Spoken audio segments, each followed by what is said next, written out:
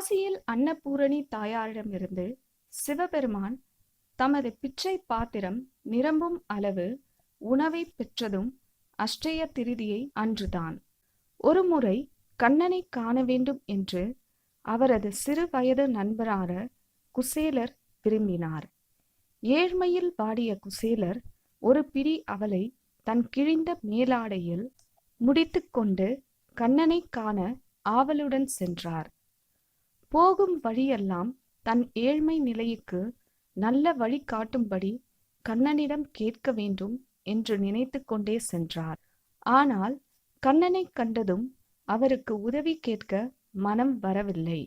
கண்ணனும் குசேலருக்கு ராஜ உபசாரம் செய்தார். பின்பு தன் நண்பன் கொண்டு வந்த அவளை சாப்பிட்டபடி அஷ்டயம் என்றார்.